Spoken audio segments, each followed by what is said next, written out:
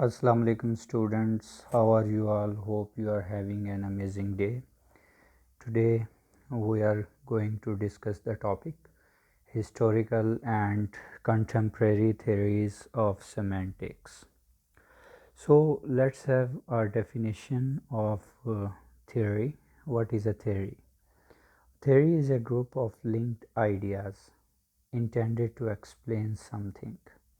It means that if we observe something and we have to describe that thing in our words through different type of hypotheses, that is called a theory. A theory provides a framework for explaining the observations. In other words, we can say that a theory is basically a comprehensive explanation of our observations, the things that we learn, that we observe, that we see each and every day, or the things that passes in front of our eyes, before our eyes, and we explain them in our words is called a theory. So these are the theoretical explanations based on the assumptions. From the assumptions follows a number of possible hypotheses. We gather different type of assumptions, and the assumptions makes a shape of hypothesis. What is a hypothesis? Basically, a hypothesis is a mindset idea about anything that explores the truth. They can be tested to provide support for or challenge the theory. It may or may not be correct. A hypothesis is actually a kind of statement which should be challenged at each and every way, in each and every manner, at each and every point. So that's why we can challenge the hypothesis, or we can make the statements which supports our theory. If a hypothesis is correct, that becomes a theory. But if a hypothesis isn't correct, then we have to move back towards our observations to make another hypothesis. So let's have our main topic, that is the historical and contemporary theories of semantics. As we have understand the concept of theory, what is theory. After that, we analyze the 12 theories given here about the historical and contemporary semantics. So let's have the first one, that is called the possible word theory, which describes the possibility of ideas, the possibility of different ideas, because you know that the ideas varies from person to person, from individual to individual. So we discuss those ideas. The next one is the Phrygian theory. Phrygian theory will describes us to the different concepts of the semantics. The third one is the verificationist theory. It describes the different linguistic verification, semantical verification, and ideology of the meanings of the words. The fourth one is the truth conditional theory, which elaborates us the different conditions which leads us towards the truth. The fifth one is the conceptual role theory, which will describe us the role of concepts, the role of our experimentation, a valid experimentation, and of course the concept which developed in our minds from time to time. The sixth one is the Grecian theory, which will describe us the concept of semantical ideas and different type of the formats which are in our mind. The seventh one is the formal theory, which will describe the different formalisms which exist in the way of semantics. The eighth one is the conceptual role theory, which is called the conceptual theory. Pardon for that. fifth one was the conceptual role theory, and the eighth one is the conceptual theory, which will describe us the concepts and by the assumptions, through assumptions, how we could generate different types of the concepts. The difference between the fifth theory and eighth theory is that the conceptual role theory describes us the role play of the concepts in our daily life or the semantical meanings, but the eighth theory, which is the conceptual theory, which will make understanding or generate the different types of the assumptions about our conceptual lives and parameters. The ninth theory is the cognitive theory, which will elaborate the different type of cognitions related to our mind and psychology. The 10th is the lexical theory. The lexications or the lexicology type terms will be elaborated in this theory. The 11th is the cross-cultural theory, which will discuss the different type of the cultural intermingleness and maneuvering mindset of the linguists about the culture. And the last one will be computational theory, which will describe the concept related to the computation in the daily semantics and the study of meanings. So let's move towards our first theory, which is called the possible word theory. So before elaborating the possible word theory, we have to discuss the two words given here, the possible and word. Possibility always requires some kind of preciseness which is lacking in that statement. So here we can say that according to possible word semantics, the meaning of a proper or common noun is a function from possible words. It includes the actual word or some kind of the word which has been being percepted. To individuals or the things, given a possible word is as input, the meaning returns as output, the individual or thing that the noun applies to in the word. So from this statement, we have a concept in our mind that actually there are the number of meanings in the mindset of the reader. I will elaborate an example to you that the meaning of the first president of the United States determines that the expression applies to George Washington, who was the first president of US. But in actual word, but to the other individuals in other possible words, means to say that the meaning will differ from person to person. The narration will differ from individual to individual, from one person to another person. For example, some of the people from us know that George Washington was the first president of US. But if a person doesn't know that and we will see him, he will take the different type of meanings from this expression like first president of the United States, because he is in the other world of the meanings. That's why he is not going to interpret the meaning as a person is going to interpret it who knows that the George Washington was the first president of United States. So such a refinement of the referential semantics does not compromise the compositionality, because the meaning of the first president of the United States is still a function of the meaning of its constituent expressions in any possible words. Same is the case with the Mughal king Bahadur Shah Zafar. As the one person says that who was the last king of the Hindustan Empire or Indian Empire, so the other person who knows about Bahadur Shah Zafar will elaborate his name in his own world of semantics. But a person like a lay person who is not educated, even who is not educated in school, he will not know that Bahadur Shah Zafar was the last king of India. last Mughal king of India.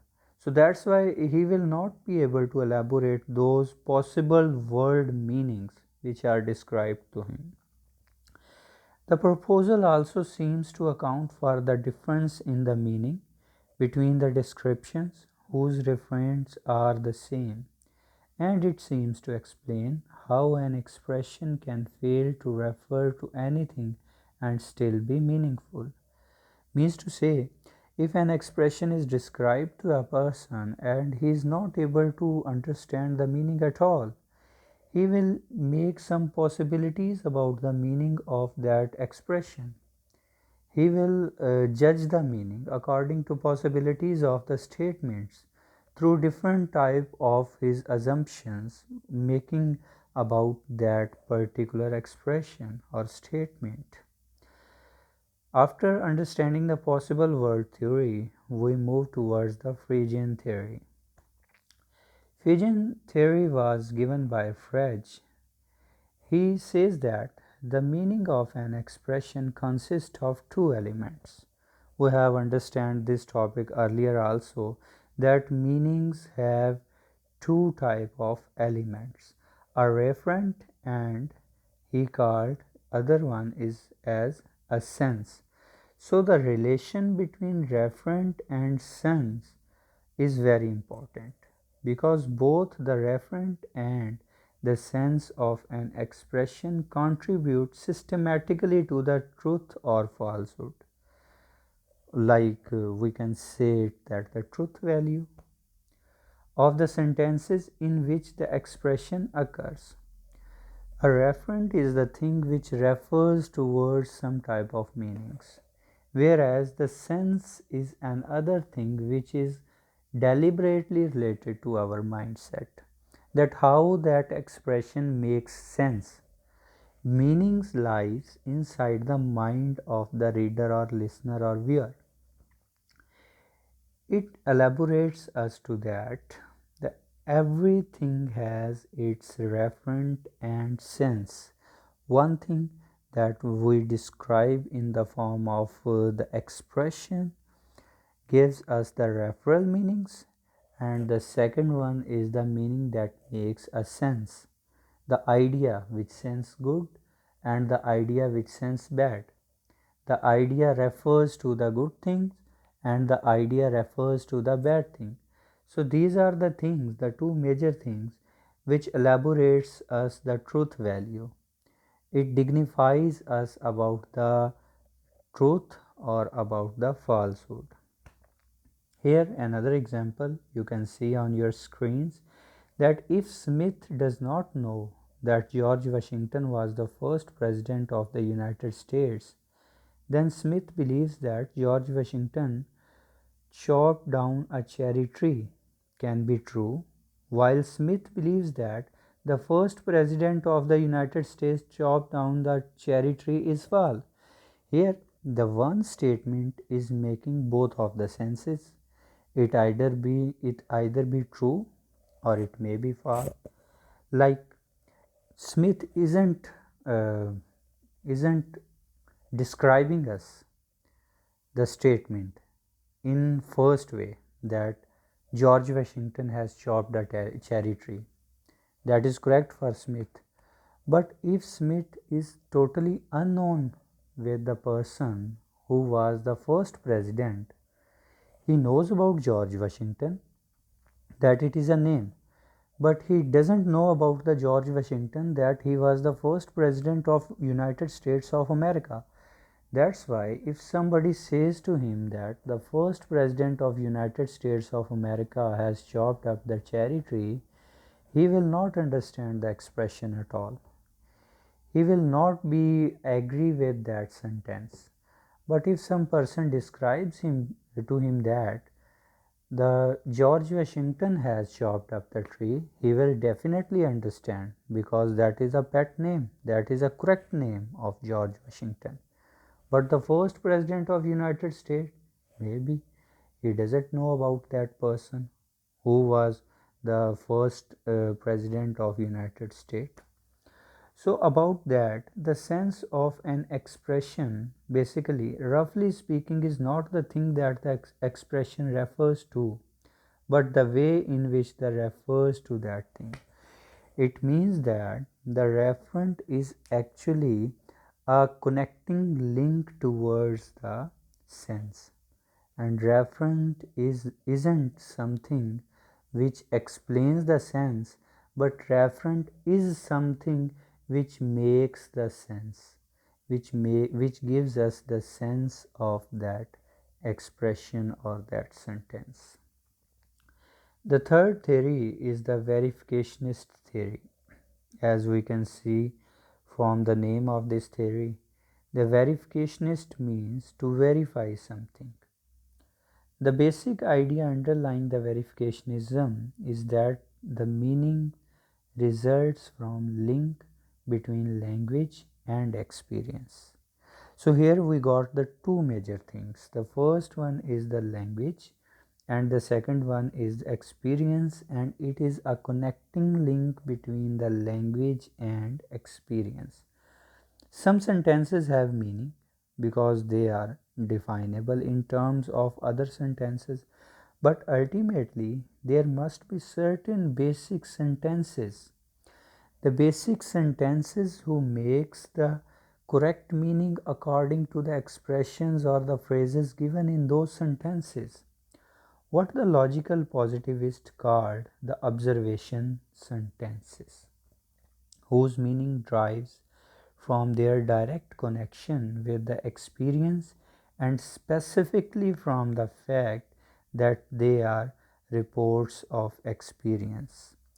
One person makes an experience from some kind of life changing event. So, if he is going to describe it in that language, he will be describing actually an experience that he has faced recently. And actually, he is going to verify his circumstances, that in which circumstances he has faced that situation of experience. So it means that the verificationist theory is a connecting link between the language and experience, that how you describe that experience in your own language. The meaning of an expression smaller than a sentence is similarly dependent on the experience. So the words that you choose for that language are always depending upon the intensity of that experience. If the experience was happiest, the words will be jolly. But if the experience is gloomy one, then the words will sound like gloominess or sadness expressions. An example of that approach is provided by the school of logical positivism, which was developed by members of the Vienna Circle discussion group in 1920 and 30s. According to the logical positivist, the meaning of the sentence is given by an account of experiences on the basis of which the sentence could be verified. So you can easily verify that sentence, either it is a happiest one or either it is a saddest one. Either it sounds the happiest in endings or either it sounds the saddest ending. So it is always up to the language and experience. Sentences that are unverifiable through any possible experience, including many ethical, religious, and metaphysical sentences, are literally meaningless. So there are some expressions or sentences which doesn't sound good or bad, the ideas which doesn't sound good or bad. So they are the basically considered meaningless in verificationist theory. The fourth theory is the truth conditional theory. Confronted with the skepticism of Quine, his students Donald Davidson made a significant effort in the 1960s and 70s to resuscitate the meanings. So he want to describe the meaning theory in according to the account for meaning, not in terms of behavior but on the basis of truth. So let's talk about behavior and truth. Behavior always consists on the psychological effects of a person on the other surroundings. If the psychological effects or the psychological parameters of a person are good for the other surroundings or the other people, then his behavior will be good. But if the person having the bad thoughts in his mind or her mind, it means that his or her behavior isn't good for that society. But here we have an element of truth in this theory, that it is always conditioned in the mind of the reader or listener, the logically tractable then meaning because of the works, that all the works consist of the truth type events. All the events will be recorded on the true parameters. So in 1930s, by the Polish logician Alfred Tarski, it was elaborated. He was living in Poland at that time. Tarski defined the truth for formal, logical, or mathematical languages in terms of the relation of satisfaction between the constituents of the sentence and the sequences of the objects. So it is a parallel connection between the constituent of a sentence and sequences of the objects, and it deliberately relies on the behavior of the persons who is going to talk about that sentence. Truth is thereby determined systematically by the satisfaction of the sensational constituents. And the next one is that the Tarski showed how to drive from axioms and rules certain statements that specify the conditions under which the sentence of the given formal language is true. Either it is true or it is false. But here we have to describe the conditions. The very first condition that occupies a thing for truth or for any reality, that we are in the search of truth. So for searching the truth, we have to find all the conditions which leads us towards the true meanings of that sentence. The fifth theory is the conceptual role theory. I have described to you the difference between conceptual role theory and conceptual theory. The conceptual theory will be at number 8, but here at serial number 5 we are going to discuss the conceptual role theory. As from the very first heading of this slide, you can see that the meaning of an expression for a speaker is the same as its conceptual role in the speaker's mental life. Like a mindset is always made about a certain thing or certain statement. Here in our example, we will take it as statement, that what a speaker thinks in his or her mind, what a speaker or what a listener or a reader has a concept about that statement in his or her mind. Roughly speaking, the conceptual role of an expression is the sum of its contributions to inferences that involves the sentences containing that expression. So if an expression is consisting of upon different type of sentences, we have to elaborate and make a concept about that expression, that either it is true or either it is a false. It will enlarge a role play of that expression to finding out the truth or the truth value, the accuracy, the precision, the correct concept of that expression about some given topic. Because the conceptual role played by I is the same for both A and B, I have given an example. The meanings of the two utterances of I am 30 years old are the same, even though the referent of I in each case is distinct. Being that referral or referent in our mind, that a person who is 30 years old, we will make a concept in our mind that If A or B is listening this expression or sentence about a certain person who is 30 years old, it will make or generate a concept in their mind, and its role play to find the truth. Then we will have the next stages to find out that truth value. In contrast, the meaning of George Washington chopped down a cherry tree and the first president of the United States chopped down the cherry tree are different, even though they have the same truth conditions. Both are correct. Both have the same truth value, but the having the same truth value, the concepts are different. In first sentence, the description is about a name, George Washington, but in second sentence, the concept is about the first president of United States of America. So it is different from that of the first president of the United States for any speaker.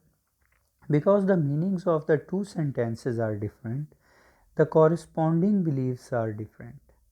And this explains how it is possible for a person to affirm one and deny the other without being irrational.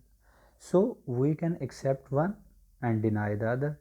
But at the same time, if we have both of the concept about the George Washington and the first president of US, then we will accept the both because our concepts will be strong about that thing.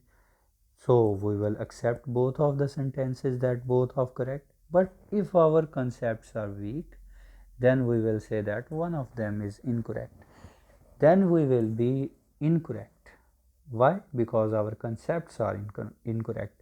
So that is the basic role play of the concept, that if you have the solid concepts about anything, you will interpret the meaning at once. But if you don't have any type of stronger concept about that thing, it means that you cannot interpret the meanings with easiness. The sixth theory is the Grecian theory. British philosopher Paul Grice in 1913 to 1988 and his followers hoped to explain the meaning solely in terms of beliefs and other the mental states, the psychological states, the mental interpretations of those words and expressions. Grice's suggestion was that the meaning of the sentence can be understood in terms of speaker's intention to induce a belief in the hearer by means of the hearer recognitions of that intention. So let's have a quick example. Sometimes talking to your friends, you deliberately understand the basic meanings, what he is want to convey to you, what he is going to convey to you. So if you told to your third friend that I don't know about that, what he is gonna say to me, it means that you are suggesting the meaning of the speaker. That if you have listened a speaker, his words were something else, his sentence was something else, but the meaning was something else. It means that if you have guessed the meanings, you have understood the terms of the speaker's intention. The intention is the basic thing in that theory. That if you have a belief in the speaker that he intentionally has speak those words, so you are recognizing the intention. Rice says that this theory is ultimately helpful to you that if you understand the words, the correct words which are being conveyed to you, which a speaker wants to describe to you. Although Grice's approach is not as popular as it once was, the general goal of reducing the meaning to the psychological states of the speaker is now widely accepted. So here the words are nothing, but the meanings of the words, the intentions of the words are everything. What was the intention behind that sentence? what was the intentions behind that speech, what the speaker or the reader, what the speaker or the writer actually wanna describes to a listener or a reader. So similarly, in that case, both the Grecian semantics and conceptual role semantics represents the return to the 17th century emphasis on the inner or the mental aspects of the meaning over outer or the worldly aspects. To what extent semantic properties can be attributed to features of the human mind remains a deep problem for further study. So basically, the elaboration of the Grecian theory is still having different type of intentional fallacies in it, that if a speaker intentionally describes you to something and you got at once, it means that the Grecian theory is at its best.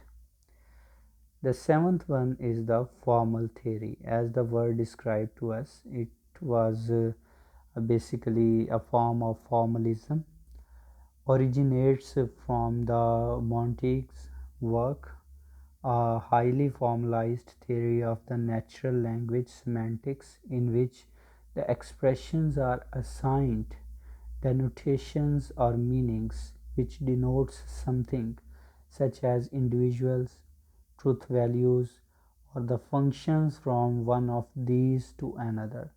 That here in the formal theory we always deal with the denotations, what a word denotes, what a particular words or sentence is going to describe us elaborately. But having these mindset, we also analyze the individualistic thoughts, what an individual person, what an individual thinks about it, the individualism, the truth values. It means that either that was correct for the particular circumstances or either that was wrong for the particular circumstances, or the functions from one of these to another.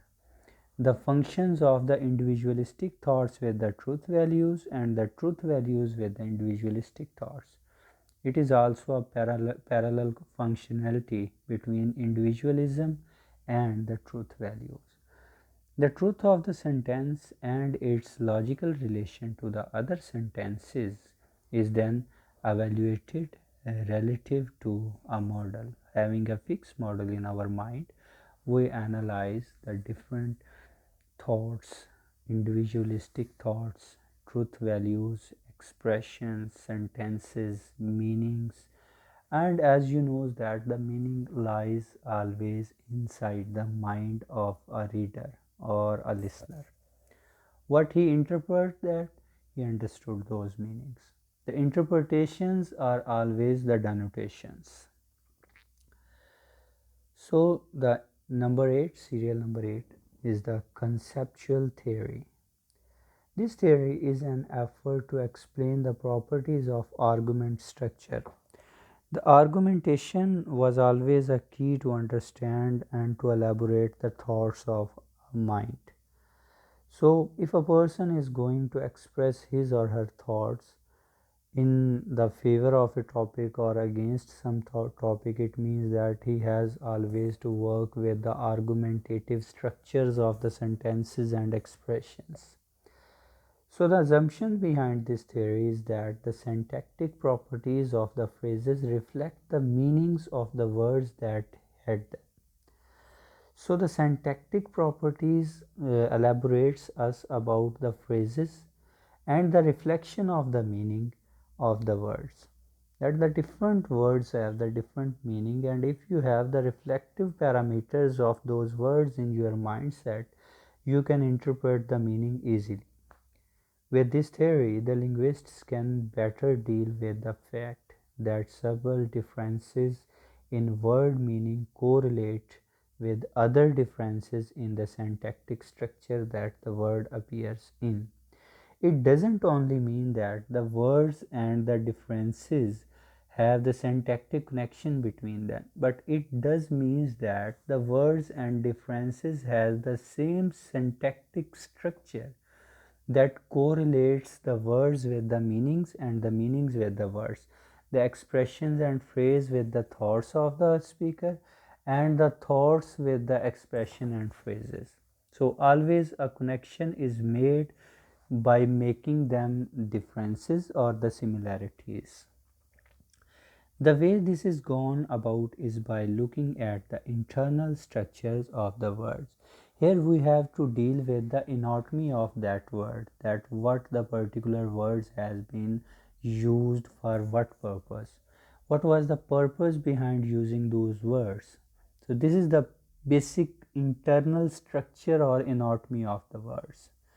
These small parts that makes up the internal structures of the words are termed as the semantic primitives.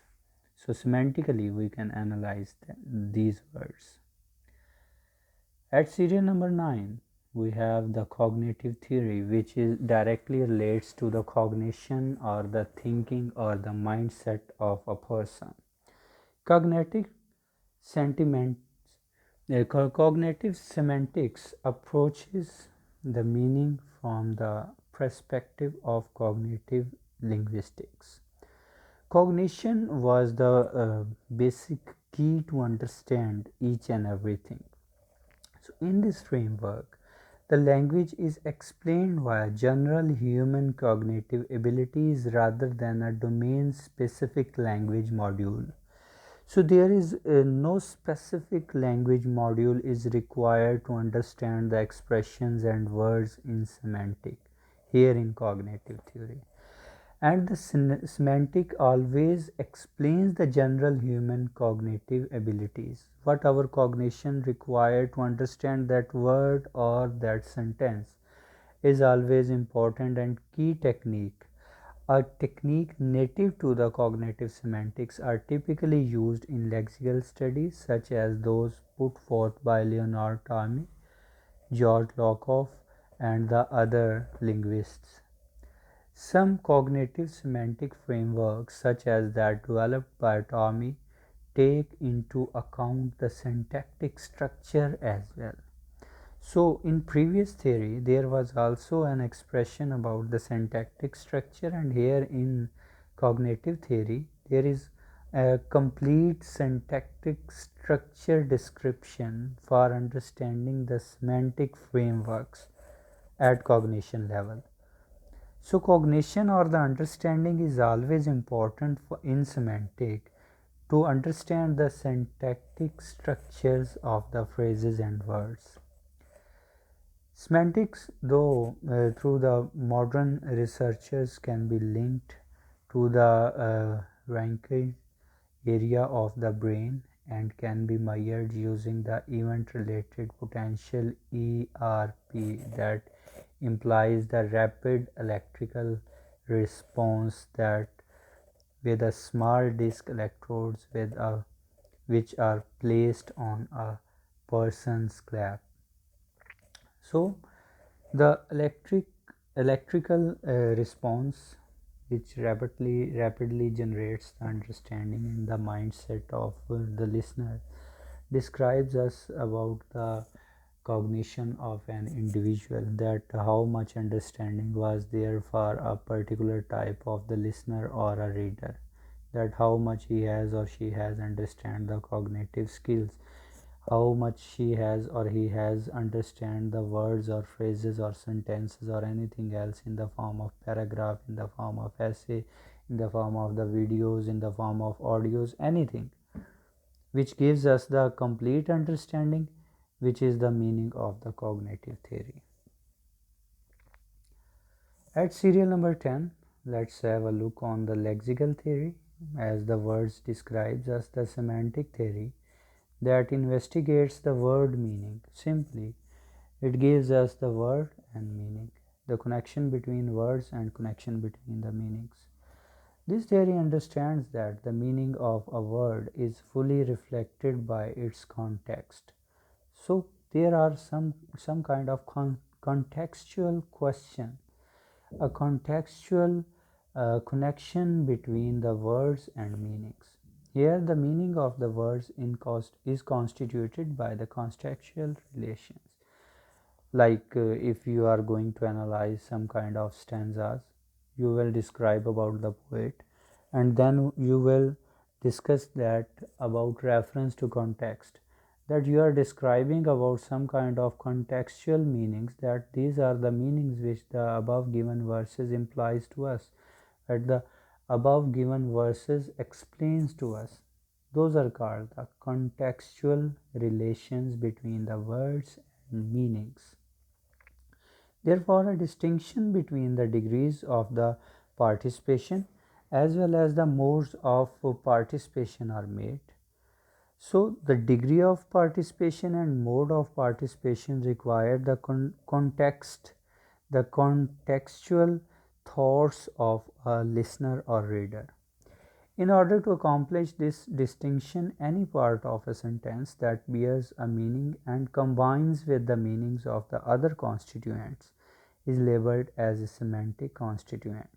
So, semantic constituents that cannot be broken down into the more elementary constituents are labeled minimal semantic constituents. After that lexical theory, we move towards the cross-cultural theory. So, from the very first expression, the cross-cultural theory describes us the different cultural overlapping or the cultural understandings which are nowadays in our society or were in past in our society. So, various fields or the disciplines have long been contributing to cross-cultural semantics. Are words like love, truth, and hate universal? This question appeals you an answer, but that is the question which is begging an answer from the cross cultural theory. That is, even the word sense or the central to the semantics, a universal or a concept entrenched in a long standing but culture specific tradition. So we can answer these questions.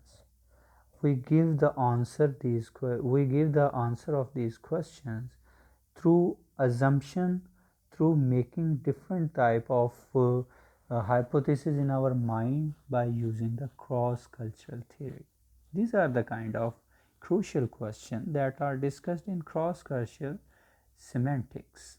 Translation theory, ethnolinguistics, linguistic anthropology, and cultural linguistics specializes in the field of comparing, contrasting, and translating the words, terms, and meanings from the language to language, from one language to another language. That we have a comparison and contrast of different cultural identities, words, meanings, expressions, language, even the literature as well. So, all these things are comparatively and contrastly recognized at this level. But philosophy, sociology, and anthropology have long established traditions in contrasting the different type of terms in a concepts used. So, different concepts have been discussed in the cross cultural theory. The last one is the computational theory. Basically, in semantics, it focuses on the processing of the linguistic meanings, what the meanings have been described linguistically, or the dissection of the meanings. In order to do this, concrete algorithms and architectures are described. So, having this framework in our mind, the algorithms and architectures are also analyzed in terms of decidability, time space complexity, data structure that they require, and communication protocols. So different type of the computations by using the complexity, data, time, space, structure, and other requirements are discussed in this theory. Hope you have understand all the lecture details, but if you have any type of question, you can ask me in comments box. So have a nice day ahead. Stay home, stay safe.